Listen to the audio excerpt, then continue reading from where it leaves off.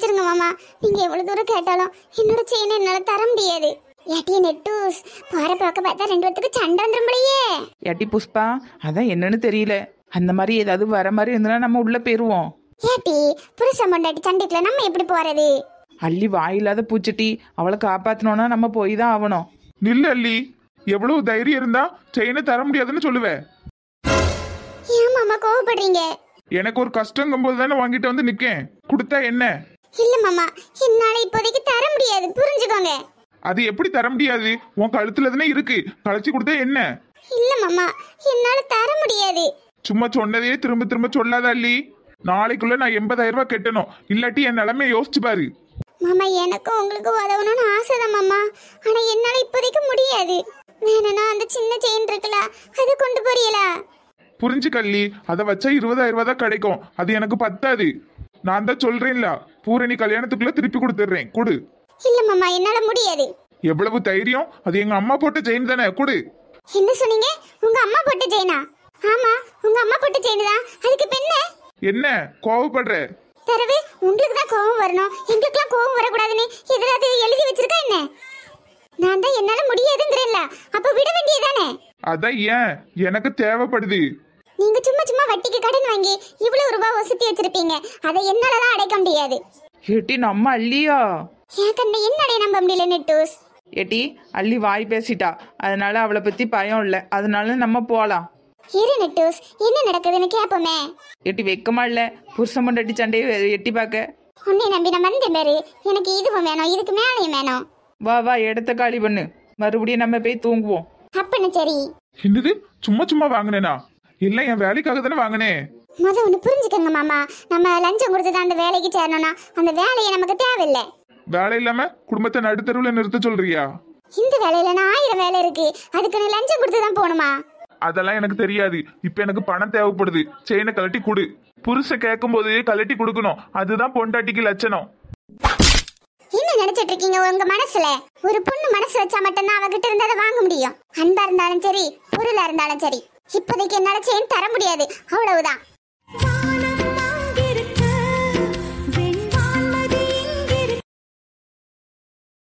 ஏமுத்து பேசிட்டியா?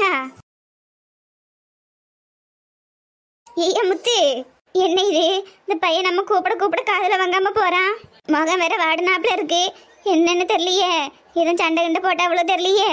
சரி, கல்யாணம் முடிஞ்ச புதுசுல சண்டை வர்றதும், கல்யாணம் முடிஞ்ச பழசுல சண்டை வர்றதும், எப்படினாலும் வாழ்க்கைன்னா சண்டை வரதான் செய்யும், எல்லாம் சகஜம்தான். புருஷன் பொண்டாட்டி சண்டைக்குள்ள நம்ம எதுக்கு போய்கிட்டு அமைதியா இருப்போம். உன் பாதம் போகும் பாதை நானும் போக வந்தேனே, உன் மேல ஆசைப்பட்டு காத்து காத்து நின்னேனே. சே, நம்மலாம் பாட்டு பாடி எவ்வளோ நாளாச்சு, இப்போல்லாம் ஒரே டென்ஷன். ஆமாம், அந்த பிள்ளைக்கு பிரச்சனை, இந்த பிள்ளைக்கு பிரச்சனை, பிரச்சனைக்கு மேலே பிரச்சனை. நிம்மதியாக ஒரு பாட்டு கூட பாட முடியுதா? இம்மா சாப்பிட. இம்மா ஏமா அழுறா?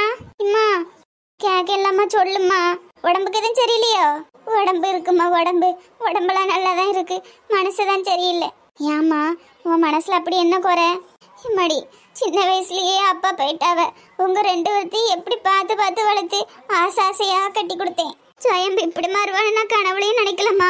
விடுமா, அக்கா ஏதோ தெரியாம பேசிட்டா. எப்படிம்மா இப்படி ஒன்னால சாதாரணமா இருக்க முடியுது? என்னால முடியலம்மா, மனசுலாம் ரொம்ப வலிக்குது. அவ வாழ்க்கை தான் இப்படி போயிட்டு, அவ பிள்ளை வாழ்க்கையாவது நல்லா இருக்கட்டும் தானே நம்ம இந்த சம்மதத்தை பேசி முடிச்சோம். அவ என்னன்னா பணம் பணம் பணம்ட்டு பேராசை பிடிக்கா. நம்ம 2 பேரையும் அவ புரிஞ்சுக்கலாமா?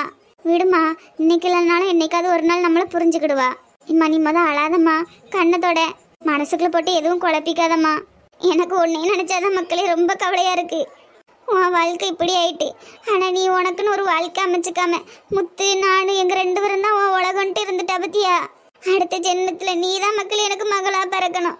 ஏம்மா ஏமா இப்படிலாம் பேசுறா? வாரியா சாப்பிடுவோம். வேண்டாமா?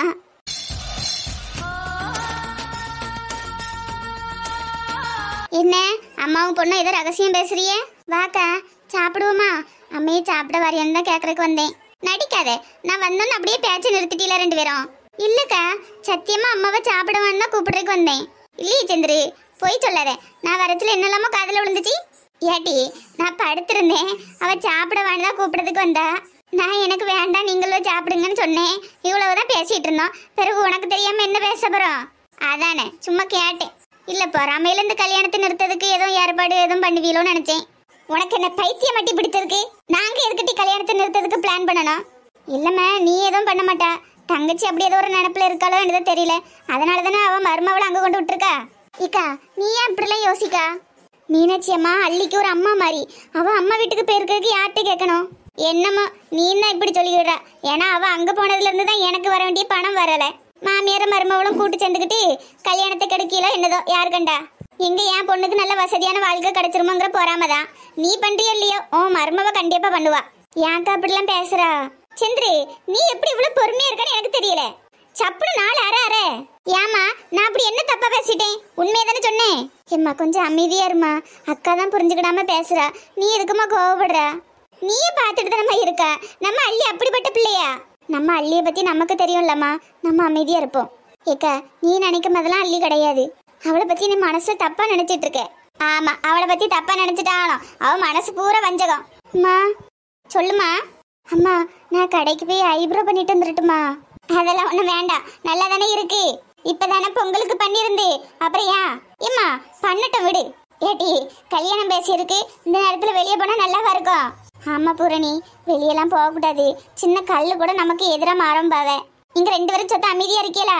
அவ போயிட்டு வரட்டும். சொன்ன கேளுக்க. இந்த நேரத்துல சின்ன கல்லு கூட நமக்கு எதிராளியா மாறும் பாவ. வெளியெல்லாம் விடாண்டா. எதுக்கு சந்திரு? அவ நாளைக்கு பெரிய வீட்டு மருமக. அவ அழகா இருந்தாதான் நல்லா இருக்கும். 4 பேர் வந்து போற இடம். பொண்ணு அழகா இருந்தாதான் நல்லா இருக்கும். ஐப்ரோ பண்ணதானே போறா? அதுக்கு இல்லக்க கல்யாணத்துக்கு முன்னாடி மேக்கப் பண்றதுக்கெல்லாம் ஆள் கூட்டு வருவாவில்ல. அப்பம் கூட பண்ணிக்கலாம்ல. அதனாலதான் சொன்னேன். சித்தி பூ வைக்கிறதுக்கெல்லாம் வருவாவில்ல சித்தி. அதுக்கு முன்னாடி கொஞ்சம் ஐப்ரோ பண்ணிக்கலாம் தான். அதான் வேண்டான்னு சொல்லுதோம்ல. வீட்டுல இரு. எதுக்கு வேண்டான்னு சொல்லுதியே? அவ போகட்டும். ஏட்டி நீ போயிட்டு வா. ஐப்ரோ மட்டும் இல்ல ஃபேஷியலு ஸ்டேட்டுக்காரு என்ன இளவலாம இருக்குல்ல அதெல்லாம் பண்ணிட்டு மெதுவாயே வா. திரும்ப வீட்டுக்கு வரும்போது அழகா வரணும். எவ்வளவு செலவானாலும் பரவாயில்ல. ஏன்னா நீ பெரிய பணக்கார வீட்டுக்கு மருமகள போறவ. அதனால இவ்வளவு அழகா இருக்கிறதுல ஒன்றும் தப்பு இல்லை. ஏட்டி இப்போ உனக்கு ஏன் இவ்வளவு கோவம்? வேண்டான்னா வேண்டாம். சூழ்நிலையை புரிஞ்சுக்கையா? ஏம்மா நீங்க 2 பேரும் எதுக்கு வேண்டான்னு சொல்லுதீன்னு எனக்கு புரியுது. எல்லாம் பொறாமதான். நல்லா இருப்பா சாமி. உன் மவளை அனுப்பி வை. ஐப்ரோ என்ன எல்லாம் பண்ணிட்டு வரட்டும். மூஞ்சிக்கு மாவு பூசிட்டு எல்லாம் நல்லா ஹீரோயினி மாதிரி வரட்டு. இதுக்கு மேல உன் இஷ்டம். இனி உன் பொண்ணாச்சு நீயாச்சு. நீ வந்துட்டல இனி உன் பொண்ணை நீயே கண்காணிச்சிக்க. நீ சொல்றது பார்த்தா என் பிள்ளை ஏதோ தப்பு பண்ற மாதிரிலாம் இருக்கு. நாங்க எங்க வாயால அதை சொல்லலாமா? அதான் நீ வந்துட்டல உன் பிள்ளைய நீயே கவனிச்சிக்க. ஏட்டி நீ பார்லர் போனனால போயிட்டு நேரமா வீட்டுக்கு வந்துச்சாரு. சரிம்மா. இனிமே இந்த கல்யாண விஷயத்துல நீங்க 2 பேரும் எதுவும் தலையிட வேண்டாம். ரொம்ப நல்லது சாமி. நாங்க எதுவுமே தலையிடல. உன் பிள்ளையாச்சு நீயாச்சு. ஏம்மா அக்கா ஏன் இப்படிலாம் இருக்கா? என்ன இளவுக்கோ அவன் கூட சேர்ந்து இவ புத்திய மாறிட்டு 5 பைசாக்கா ஆகாது. நாளைக்கு கல்யாணத்தை வச்சுக்கிட்டு பிள்ளைய யாராவது தனியா அனுப்புவாங்களா? கொஞ்சமாவது அறிவு வேண்டாம். இம்மா நான் வேணா துணைக்கு போயிட்டு வரட்டுமான்னு கேட்கட்டா? வேண்டாம் மக்களே. அவளாச்சு அவ பிள்ளையாச்சு. நம்ம நல்ல மனசோட துணைக்கு போட்டுமான்னு கேட்போம். அடுத்து அவ சொல்லுவா என் பிள்ளை என்னெல்லாம் பண்ணுதுன்னு நீங்க வேவு பார்க்க போறீங்களா பொறாமப்படுறீங்களான்னு கேட்பா. அந்த கஷ்டம் நமக்கு எதுக்கு? சீக்கிரமா கல்யாணத்தை முடிச்சு வச்சுட்டு இதுக்கு 2 வீட்டை விட்டு அனுப்ப பார்க்கணும். டே மச்சான் சரக்கு எப்படிடா இருக்கு? எல்லாம் ஃபாரின் சரக்கு. நல்லா இருக்கு மச்சான். எப்படியெல்லாம் வாழணும்னு ஆசைப்பட்டேன் கல்யாணம் பண்ணிட்டு. நான் எப்படி ஆசைப்பட்டனோ அதுக்கு தலைகளாவே என் வாழ்க்கை மாறி போச்சு. அள்ளி என்னைய அடிப்பான்னு கொஞ்சம் கூட நினைச்சு பார்க்கல. வாழ்க்கை பிரச்சனையா? கல்யாண வாழ்க்கை பிடிக்கலன்னா பேசாட்டிக்கு டிவோர்ஸ் பண்ணிட்டு போயிட வேண்டியதானே? என்னடா சொல்ற? டிவோர்ஸா? ஆமா மச்சான். இப்போ அதெல்லாம் சாதாரணமாயிட்டு. ஒருத்தருக்கு பிடிக்கலன்னா அது டிவோர்ஸ் பண்ணிட வேண்டியதானே? அது அவ்வளவு ஈஸியா மச்சான்? கல்யாணத்துக்கு அப்புறம் என் வாழ்க்கையே மாறிட்டு மச்சான். பழைய நிலைமைக்கு வரணும். உனக்கு டிவோர்ஸுக்கு சம்மதம்னா சொல்லு. தெரிஞ்ச வக்கீல் இருக்காரு, பேசி முடிக்கலாம். ஆமா மச்சான். வாழ்க்கையே வெறுத்து போச்சு. டிவோர்ஸ் கொடுத்துடலாம் மச்சான். சரி நீ கையில் இருக்க ஒயினை குடி, அதுக்கப்புறம் பேசலாம். ஆனா மச்சான் மாப்பிள்ள செலவு பத்திலாம் பயப்படாத. தெரிஞ்ச வக்கீல் தான். வக்கீல் பீஸ் மட்டும் தான் இருக்கும். அதுவும் கம்மியாக தான் இருக்கும். வேணும்னா நான் கொடுத்துக்கிடுறேன். அது இல்லை மச்சான். டிவோர்ஸ் பண்றது தப்பு இல்லையா? பிடிக்காத வாழ்க்கையை ஏன்டா கஷ்டப்பட்டு வாழ்ந்துக்கிட்டு? அதெல்லாம் ஒன்றும் தப்பு இல்லை. யோசிச்சு சொல்லு. சரி மச்சான்.